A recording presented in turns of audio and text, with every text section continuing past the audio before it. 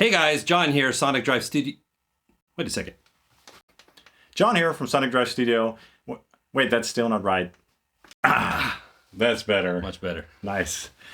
Hey guys, John here from Sonic Drive Studio. I hope you're all doing well. I'm accompanied by the wonderful Dan, Lonely Rocker on YouTube. He's a guest here.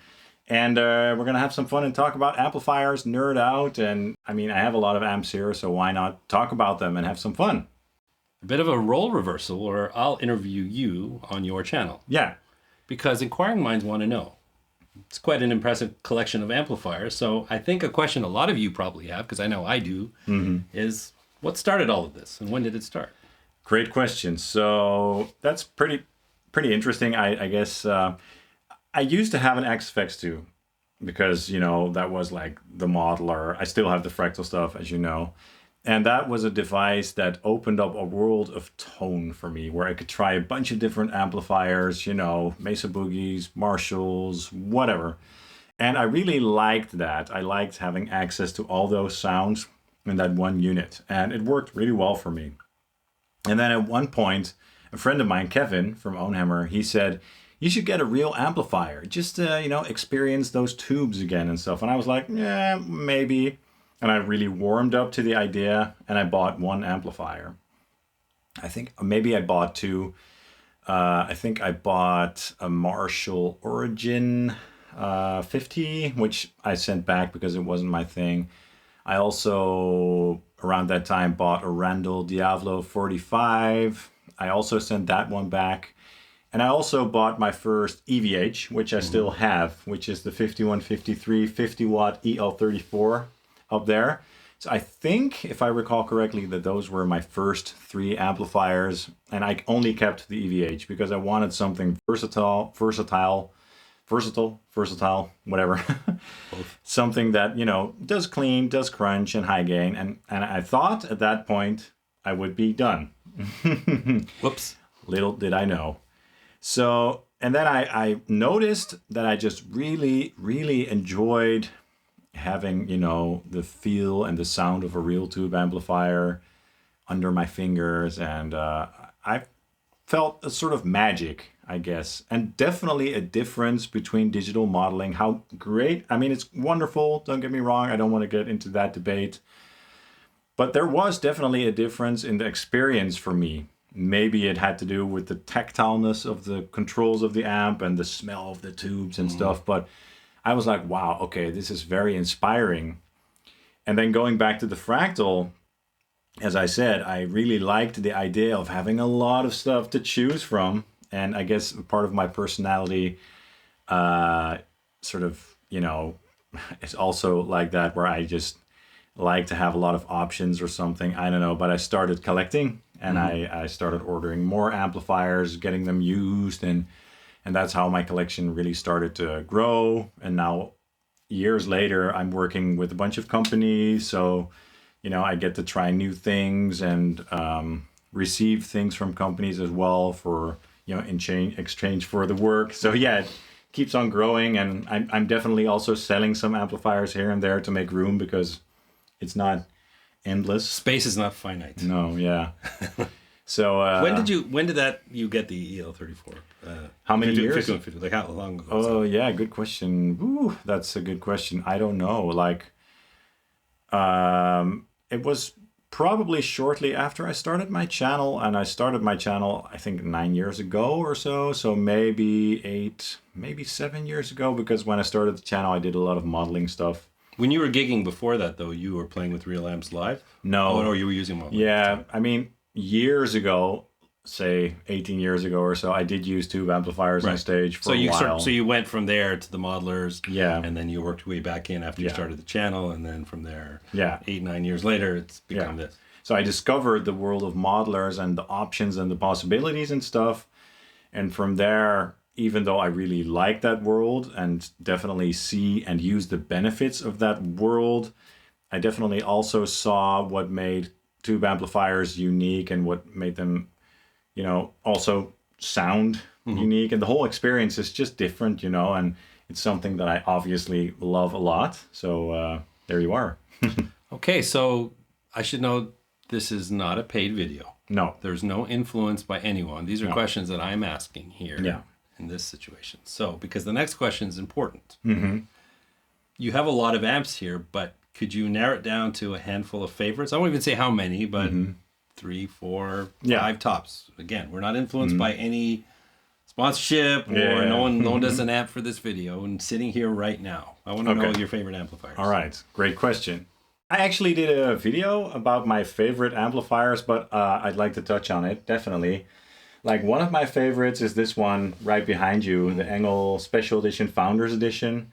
For a couple of reasons. I mean, Engel is just a brand that I really like, and also the people are great, but they're great metal amps. Obviously, I like high gain stuff, but this one is just so versatile. What's the correct wording anyway? Actually, I think you can say it both ways. Okay, I'm gonna keep that in the video, by the way. Okay. So, yeah, I mean, the clean tones are amazing. The crunch tones are great, and you've got various shades of high gain. You can shape the low end. You've got a classic voicing, a modern voicing. It has a noise gate. Mind you, a lot of those traits that I like about this amplifier are also included in some of the more affordable amps, like the Powerball 2, which you own. I own one of those. I mean, that also has beautiful cleans, a great crunch, and 2 shades of high gain and various tone shaping options. But they're just very flexible and super well dialed in and a joy to play through, and tight but not too tight. So it's modern but not too modern. It's still flexible. So that one is just definitely one of my favorites. And that fifth channel is pretty unique in this thing. Yeah, the 2 driver channel is very unique as well. It's not something that I would use for everything, but it's pretty darn unique, yeah. So that's one of my favorites for sure. Another one that comes to mind is the Lichtlerm Audio Prometheus in the rack over there. I'm sure you guys have heard about that amplifier and hopefully you've seen it on my channel. Lichtlerm Audio is an awesome brand. Again, Daniel, the guy behind the brand, is a good friend. And I'll actually get to meet him in a few days. Yeah, 42 Gear Street. Unless it's already happened by the time you see this, not sure. But I don't know. But he's a great guy, and he's an innovator. I mean, he makes some great stuff. And this amplifier is really unique. It has some cool features like the cut control that you can use to tighten up the tone. There aren't a lot of amplifiers that have that, to be honest. Maybe this is probably the only amp that I own that has a control like that. Usually you use a pedal for that, but you don't need it. So it can go from very fat and sludgy to tight and modern and everything in between. The crunch is nice, the clean is nice. It has a power amp defeat function. So you can defeat the preamp defeat. So you can defeat the preamp so that the signal from the input goes straight into the power amp. So you can use like preamps directly into the front. Stuff like that, you know. So it's a really, really cool amp. So that's another favorite. Yeah, my Rev Generator 120 Mark III. That's definitely in my top as well. Again, super versatile. 4 channels. Clean, crunch. The clean and crunch channels are okay, but definitely the high gain channels, so the purple and the red channels are really cool and unique. Again, so they're all unique sounding. And I love the pink color and stuff. And it has the mojo, which I really like. You have enough confidence in your manhood that you can have a pink amplifier. It stands out in the crowd. So that's why I chose that color. So I really like it. I should note Rev is a good Canadian brand. I am Canadian, so nice to see some CanCon, as we call it. Oh, yeah. So, yeah, another favorite is my SLO30, my Soldano SLO30 that I purchased for my birthday. It wasn't cheap, but it sounds awesome. It sounds super huge, so that's a great one. And let's see, yeah, I mean, dude, it's behind me. I didn't see it, but I was like waiting for it. Yeah, the Red 7 I'm not supposed to know this, right? No, this is definitely in my top 5 as well. The Red 7 amplification Leviathan Custom Joker Edition, which was built for me. I told the guys, like, hey, they were sending me this amp, and I was like, let's do something special. Let's make it unique. And why not make a Joker amp? And they killed it. They knocked it out of the park. Like, the Tolex has really cool graphics with the Joker and stuff. And of course, it sounds amazing. Do you know how this was done? Was it paint or was it like a print or like? I don't know. I don't know. I know you've showed it in other videos, but now that I'm looking at it, it's hard to tell. But it's nicely done. It's such a beast. Like a really cool amplifier. And yeah, again, unique. So each of those amplifiers, I think 5 that I mentioned now, they all stand out in their own way. And they're unique, and the people behind those brands are great. So I'm a little saddened because I asked him this question maybe a year or so ago, and he said I had to get a Powerball because the Powerball was on that list. But it seems like the other angle has taken over. So I don't know. Maybe I'll have to upgrade one of these days. So anyway, So you've identified your favorite. So then, by your definition and your needs, what qualifies as a good amplifier? You mean for me or in general? Well, for you. Yeah. So that's a good question that probably has a lot of different answers. I think like one thing that I really like my amplifiers to have is a good high gain channel. Not all of my amplifiers do that. I think I have like 4 or 5 amplifiers that don't do high gain, but I'm a rocker. I like metal. I like amplifiers that have a nice saturated tone, whether it's a very thick and round sound like an Orange with a fuzzy top, or like a very tight and ferocious sound like an Engel or the EVH. It doesn't matter like what the style is, as long as there's a channel on there with a lot of gain. That's like important for me. Sometimes I like very simple amplifiers, like the Orange Rockerverb that I have down there. That's like a very simple amplifier in terms of the controls. It doesn't have a presence control. It doesn't have a resonance control. Like those are controls that I really do appreciate in amplifiers, because you can fine tune the top end and the low end. And I like it especially if you can add more low end, But the simplicity of that amplifier makes it nice. So it's not an easy question to answer, but as long as there's a nice high gain channel, that's like one thing. Another thing, like a great crunch isn't essential, but it's always very nice if an amplifier also has a great convincing crunch tone. And then for the clean tones, I like my clean tones nice and sparkly, but I also really like it when you can crank the gain on a clean channel to get a light overdrive, because I like to find a spot in between where the sound of your clean guitar gets compressed nicely, because that works really well in a mix. That's the short answer. Glad I didn't ask the long question. Okay, so next question is, a lot of amp manufacturers, obviously in an era where they're competing with modelers, they want to have offerings that are a little bit more affordable. So a lot of amp companies have made smaller versions of bigger amplifiers and generally sell them at cheaper prices. You have small amps and big amps. Yeah. You also have a choice of which one to use. Now, if you were to look at a comparison between small amps and big amps, especially in a scenario where you have choice, what are the differences between, and do you actually sometimes choose a small amp over a big amp just because it's the right tool for the moment, never mind if it's for the review? You know what I mean? Great question. So some people for a while there knew me as the guy with all the lunchbox amplifiers. Like now, years later, I have a bunch of bigger heads as well. But I do love the tiny amplifiers because, one, at that time, they were more affordable. So I wasn't working with a lot of brands back then, so I just bought my own amplifiers, and I got a lot of the Orange lunchbox heads. And they were, again, more affordable, made overseas to make them more affordable. And they have a great sound. They're still proper tube amplifiers, even though they have a lower wattage. But let's talk about the Engel Iron Ball, for example. That's a little Engel. You can see, you can't see it on the cameras, but it's like a little Engel lunchbox amplifier. Now, the one that I have, the special edition, is a very versatile amplifier in that it has a gate, a reverb, a delay, even direct out, blah blah blah. But tonally, they made it sound very unique. So it's not like it's an amplifier that is made to sound like the Powerball or something. It has a very unique and compact, crunchy tone with plenty of bottom end too. It's a great lunchbox amplifier. But whenever I want a certain really crunchy and sort of nice compact tone, I know that I need that amplifier because it just has a certain specific, tonal character.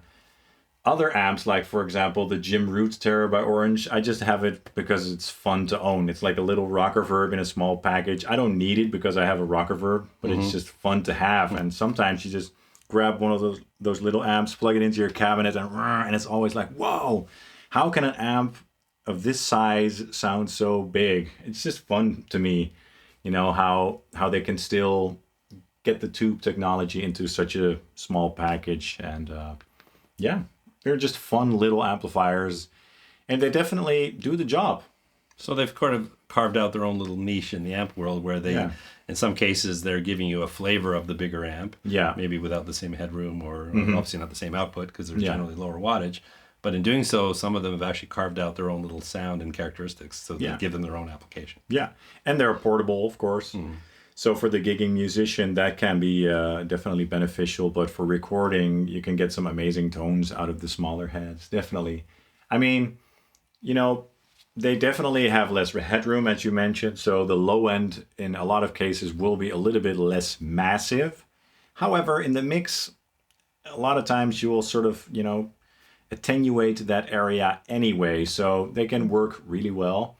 Having said that, some of them, like the Hughes & Kettner Tubemeister Deluxe 40, it's a 40 watt, but it's still like a lunchbox.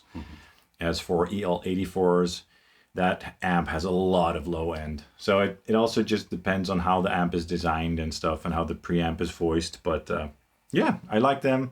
They're obtainable for the most part, and nowadays they've added a lot of, or they're making more lunchbox style amplifiers that have the bigger tubes. So the MT15, the PRS MT15, or the Engel Fireball 25, you know, they have 606 tubes.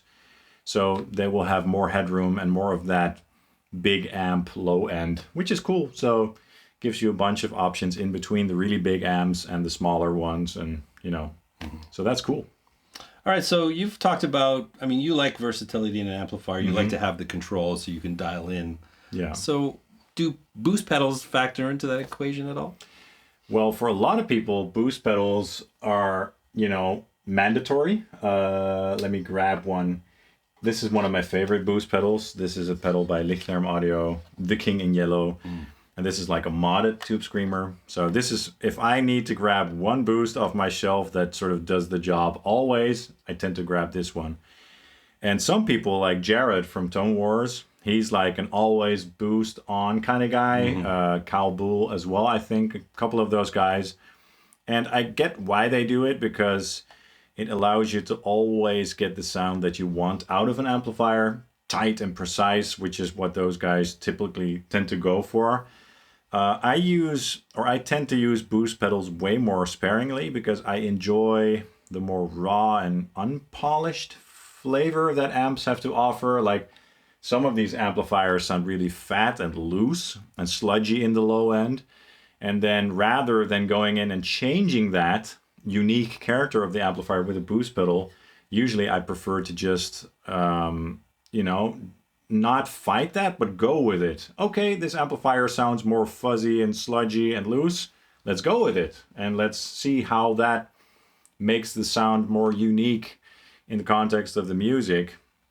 And since I have so many amps anyway, if I need a super tight tone, I'll just grab an amplifier like one of the Engels that does that anyway, rather than shaping the tone. I mean, for my videos, like to boost or not to boost videos or other videos, I definitely grab boost pedals from time to time. They're definitely fun, but I'm not somebody who likes to use them all the time. Just for special instruments like my 9-string or sometimes my 8-string or something, when an amplifier needs a little bit of tone shaping, then they can, you know, do a great job at that. But in general, I think that if you always use boost pedals, and I don't mean this in a judgmental way at all, it can make a lot of amps sound more similar to each other because you're trying to get the same thing out of them always, rather than letting the natural tone of the amplifier just be and going with that, if you know what I mean. So the benefit, obviously, of having a large collection like this is that you can choose the right amp for the job and not have to rely on the external gear to change the amp.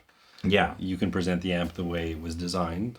Which is the benefit of obviously presenting amps like that for your channel. Yeah. It's a more pure way of demonstrating amp. Yeah. So it makes a lot of sense. Cool.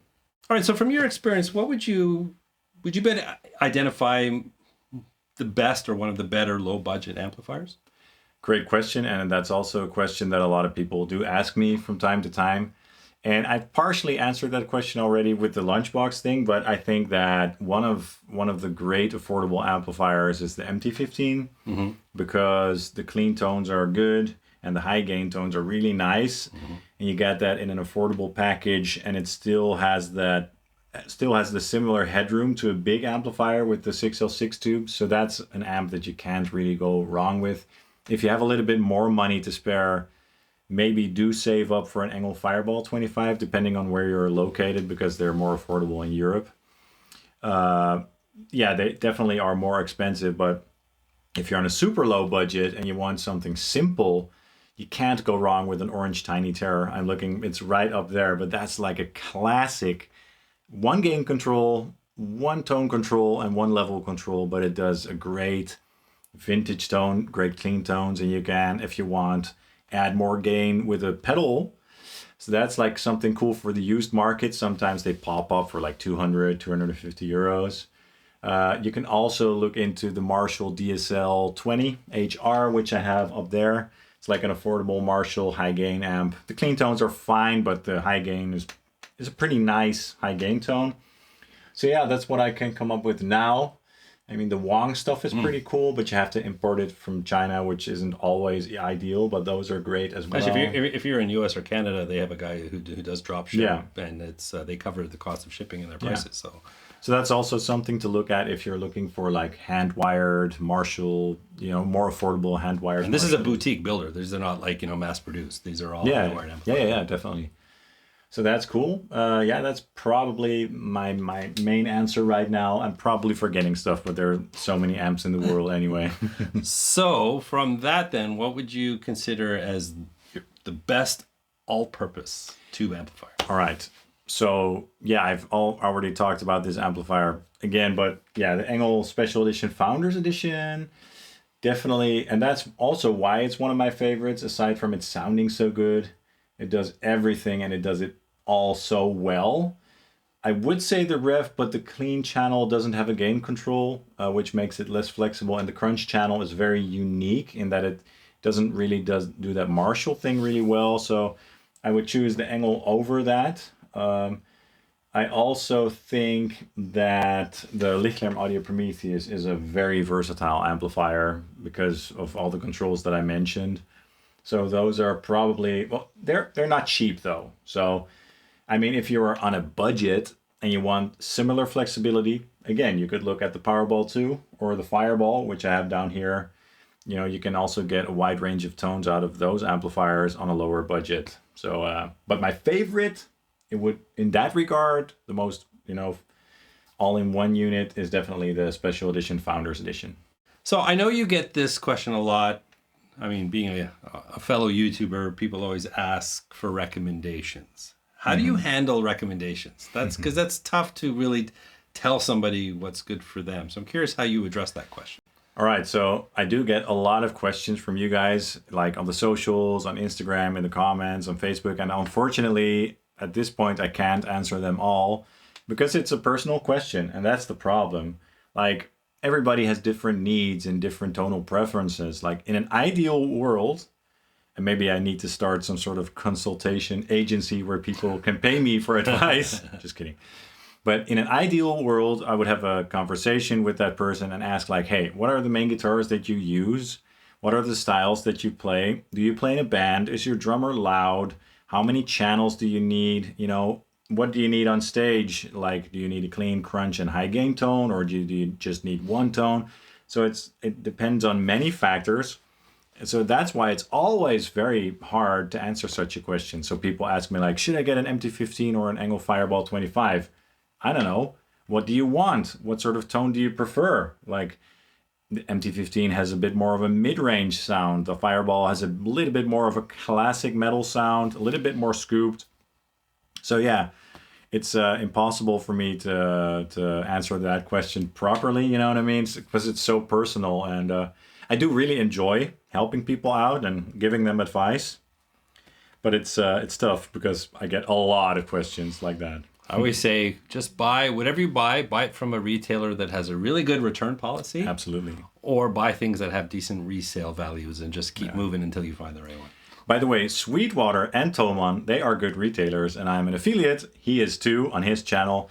So if you want to support the channel, you can buy a lot of these amplifiers either on Thomann or Sweetwater through the affiliate links. And if you purchase through those links, you get to help the channel out at no additional cost. That would be wonderful. And I also have a special page on my in my Thomann site where I have like a recommendation list with my guitars, my pedals, and my amplifiers that I own in there. So if you click on that, you can see what I'm using and how much it costs and stuff like that. So just so you know. Very good. All right, so you've talked about your preference for high gain amplifiers, but do you have some amps in your collection that you enjoy that don't fall in that category of high gain amps? Absolutely. Yeah, so as you said, like most of my amplifiers are capable of a good high gain tone since that's what I really like. But I have a couple Marshall amps over there. I mean, the Silver Jubilee Mini does a high gain tone, but it's not like a modern high gain tone. But I have the Mini Plexi, which I just figured it was essential for me to have at least one. I also have the Wong's 1987 HW, which is also kind of a Plexi, hand-wired. They don't do high gain at all. Then I have the JCM 800 Studio, the Mini Marshall also. That does a great crunch, doesn't do high gain. Same with the Wongs. I have the the 2204 HW, the hand-wired JCM 800. And yeah, amps like the Orange Tiny Terror, you know, and yeah, I think that's the only ones that I can think of right now. But those are amps that are just great for crunch tones and clean and classic rock tones, but not for high gain tones. But sometimes, you know, you just need a very convincing classic crunch, and those amps are really good for that. Very good.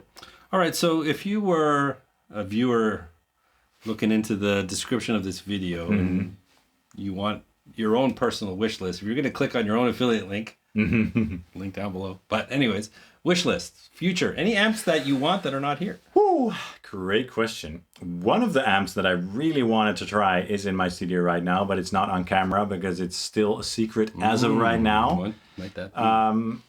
Like one amplifier that pops up in my head that I really want to try someday is a Diezel VH4. I have the VH2, which is awesome, but the VH4 is just kind of one of those like amps. Using Kittner Triamp Mark III seems like a really cool amplifier as well. But other than that, I just want to discover new brands and new types of amplifiers that I've just never tried, you know, and especially the brand thing, and work with people that I haven't worked with before. And also see what the people that I do work with, like Engel or Red 7 or any of those brands, come up with in the future. Just want to try new things and see what else they can come up with in the world of tube amplifiers. And we certainly hope that will be a long future. Oh, definitely. For the tube amp. If you're interested in tube amplifiers, Dan was in a video that I did with a bunch of other people. It's the magic of tube amps, and you can check it out on my channel. I'll link it in the description as well. And it's like a sort of documentary about where we share our love for tube amplifiers and stuff. And it's a fun watch. People like Henning Pauli are in it, and a bunch of great people. So watch that as well if you're into tube amplifiers. So I'm out of questions, but that was a lot of fun. Yeah, man. I like to talk about gear, and he talks about it off camera too. Yeah, I can't stop. Man, thanks for hanging out and talking tube amplifiers. This is Dan. I told you, the Lonely Rocker. Check out his channel. Subscribe to his channel. He has a ton of great content coming out soon. Also from 42 Gear Street, where we're heading together. When you're seeing this video, we've already been.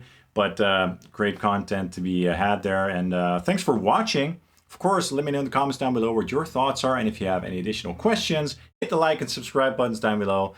Check out my affiliate links. Check out my Ko-Fi web store as well, where I sell quad Cortex captures for a bunch of these amplifiers. Follow Sonic Drive Studio on Facebook and Instagram, as well as Lonely Rocker, of course. Thank you guys so much for watching, and I hope to see you soon. Cheers.